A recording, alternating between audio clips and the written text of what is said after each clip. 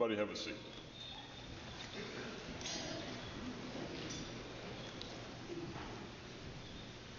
What a joy it is to be with you today here in Johnstown, which happens to be my new home.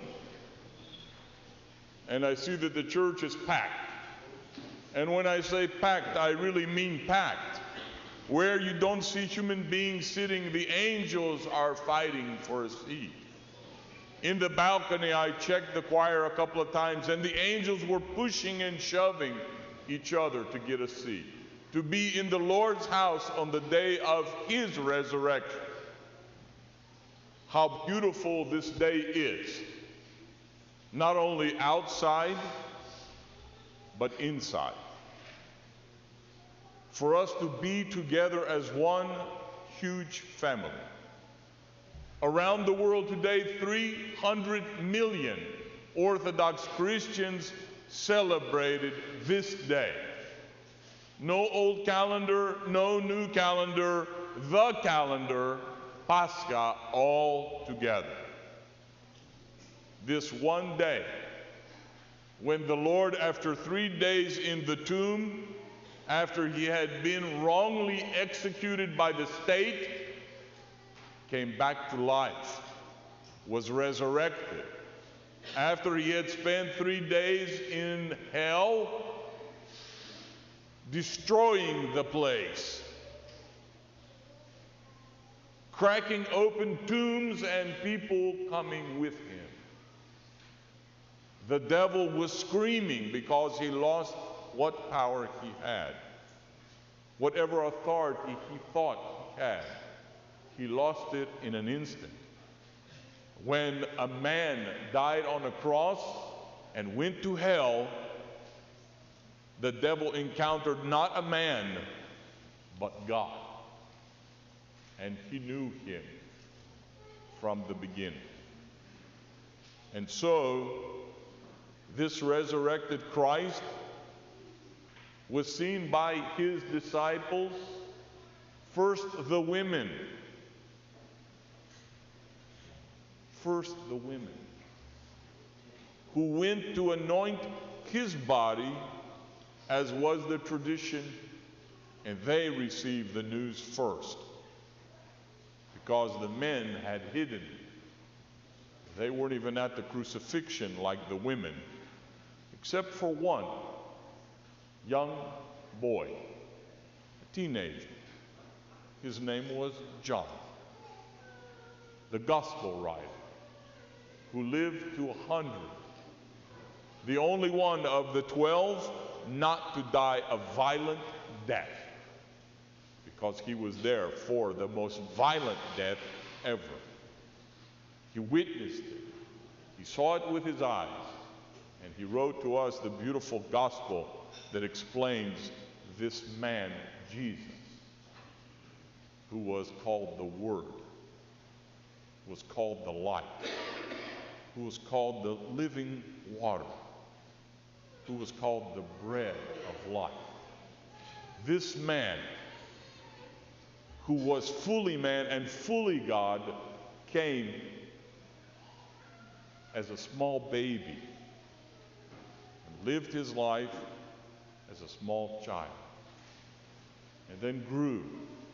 And when the time came, at the age of 30, he began his ministry in earnest, his public ministry. And for 3 years he taught a new commandment: love. He took all 12 and put it to one word: love. When you are loving someone, you are at peace with someone. When you're at peace with someone, you are compassionate with someone. When you're compassionate with someone, you're friendly with someone. If we are followers of Jesus Christ, and I assume you are because you're here today, then you have to be loving people, compassionate people, caring people, doing what Christ told us to do: feed the hungry, clothe the naked, visit those who are sick, Go to the one in jail and find out what's going on with them. Give something to drink to the thirsty individual. If you're doing this, you are a true disciple of Christ. You are showing love. If you're not, there's still time. But don't wait until you're on your deathbed to show love. Show it now. Because when you die, they'll have a funeral for you, but no one will come unless you were loving. All those people you loved will come to pay their respects to you and your family and to say goodbye for the last time until hopefully we are meeting again in paradise. It's good to be home. I've been gone for quite a while. I haven't been in this church until last night since before Lent. That's like 60 days ago. I miss the place. I miss being with my family. You're my family, of course. I don't have a wife or children. I have spiritual children, about 1,000 of them. They have texted me. They have sent me cards. My phone blew up right after midnight last night. So many people said, Christos anesti, Christ is risen. And of course I was hurriedly trying to send back the response. Indeed, he's risen. Alithos anesti. But you are my family here in Johnstown. And of course some of you are visiting. I realize that. But you're visiting from somewhere else, where I have churches too, many of them. And so you're family no matter where I am. Like it or not, I'm it.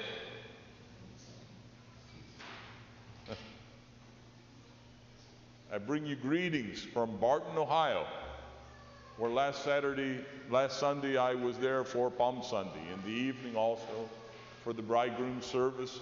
Greetings from our brothers and sisters in Columbus, Ohio, where I was on Monday. Greetings from the people of Camp Nazareth, where I was for Tuesday. If you're a child, you need to know that there are exactly 98 days until camp. 98. Now, why would the bishop know that? Because he's going too, for a month, to be with all of our kids throughout the diocese. And then Wednesday I was in Warren, Ohio, where our brothers and sisters all gathered, of all jurisdictions, in the church of St. Demetrius, the Greek church there, where we had the unction service, and 4 priests of 4 jurisdictions anointed the people. And Thursday morning I was at our church in Warren, St. Nicholas, for the institution of the Holy Eucharist, that divine liturgy. And then I traveled to Morgantown, where Thursday night we read the 12 Gospels. And Friday morning, the hour services. And then I got on my donkey and I went to Manassas, Virginia, to that beautiful church there of the Nativity of our Lord that has, my friends, a congregation made up of over 30 different ethnic backgrounds. 30. The Lord's Prayer yesterday in 7 languages. They are truly a universal church. When we say in our creed, Holy, Apostolic, and Catholic Church, it's not Roman Catholic. Catholic is a Greek word that means universal. We are around the world. On all 7 continents, there are Orthodox Christians today who are saying Christos Voskresi in some language. Even Antarctica, where the penguins live. There are some scientists there who are Orthodox. And there's a little Orthodox church in Antarctica with a priest who serves their needs. How beautiful is that? How beautiful it must be to be minus 30 degrees, minus 80 in the wind chill, and the priest standing there with the candle saying, "Come receive the light." And warm your hands if you can, just a little bit. This is who we are. We are everywhere. But my friends, as Christians, we are under attack. And now, in a pretty severe way. People are dying for Jesus Christ every day. Somewhere in the world, an Orthodox Christian and other Christians are dying for Jesus Christ. 6 weeks ago, 21 Coptic Orthodox Christians. You never hear them put the word Orthodox in there. Those are our brothers, our sisters. That poor pilot in Jordan, burned alive. He's a brother of ours. Those people who have been thrown off the mountaintops in different countries, those are our brothers and sisters. Those children that have been strapped with bombs and sent into marketplaces and automatically detonated for 50 people to die, plus a little 8-year-old girl, she is our sister. This is the world that we live in. And the deacon said so many times today, let us pray for peace in the world. Well, where is the peace on this day of Paschal? Is there peace? The world is at the brink of a world war. Northern Africa is on fire. The Middle East is on fire. The Near East is on fire. The Far East is on fire. Millions of people have been dislocated from their homes. Hundreds of thousands have been killed by their governments. Insurgencies, rebels, killing, spilling of blood. For what reason? To gain what? A pile of sand?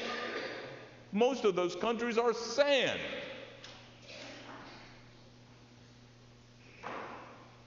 We have to pray earnestly, now more than ever, on our knees, multiple times a day, for God to hear our prayers of peace, so that He can extend His hand and calm the waters, so that these little ones can enjoy a world of peace, not of war, not of hatred, not of violence. This is not Christ. This is the devil. We have allowed him to take over our lives. Resist. Push him away. Tell him no. Do what you know is right.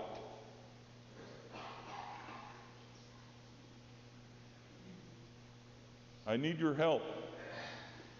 We need to stop this madness. Let's start locally, in our own homes. Couples, stop fighting. Ladies, I know he's still throwing dirty socks under the bed. I know this. He refuses to take the garbage out when you tell him. Gentlemen, it's easy. Take out the garbage. I don't even have a wife to tell me that. I have to take out my garbage. Who's going to do it?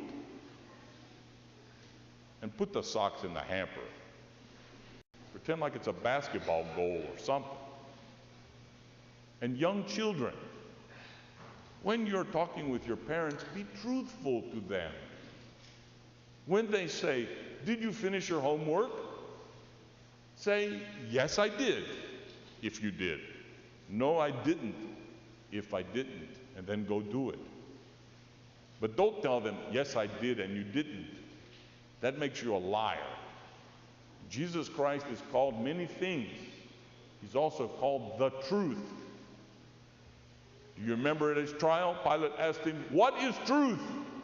He was looking at Jesus and didn't realize truth was in front of him. If you tell them the truth now, young people, when you need the car keys at 16 and gas money, they will trust you, and they will give you the car keys and $20 for gas. If they don't trust you, it'll be a long time before you'll get any of that stuff. Just tell your parents you love them and you'll get everything. And once we finish the house, then you better talk to your neighbor. If that old man's been yelling at your kids because the ball keeps going in his backyard, go make friends with him. He needs love.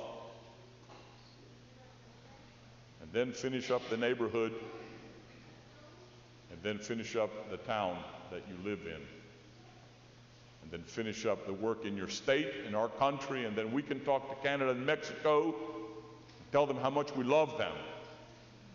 And then we can go out into the world and tell the rest of the world that we really love them, so that we can have peace.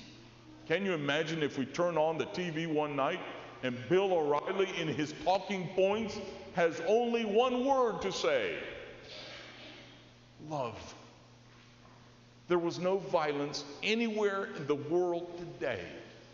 Peace broke out. Not one person killed violently anywhere in the world. Wouldn't that be a great day? If you don't think that's a great day, I can stop talking now. Of course it's a great day. I'm not naive. I know it's difficult, but with Christ, everything is possible. And so since he is resurrected and he is with us yet again for 40 days,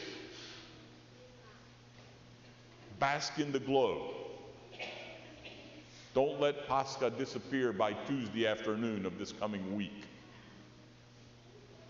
When you sing the hymns of Christos Anesti, Christ is risen, at the top of your lungs, because you don't know if it's the last time you will say it. Can we say that all of us will be here next year? There are no guarantees. Some of us will not be here. Some of us will die. And I'm not even talking about the old people. I'm talking about young people who go to school and don't come home. Husbands that go to work and are killed on the way back. We don't know from moment to moment when we will die. And so every time you leave each other, tell each other that you love each other. Hug each other. When that kid goes to school in the morning, hug it. And then kick it out the door. But tell it that you love it. And I say again, kick it out the door. And then when it comes back to you, hug it again.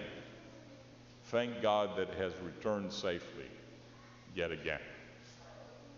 The odds are it will. Its whole life. But there's no guarantees. And so can we just pray for peace and really mean it this year? Pray real hard, folks.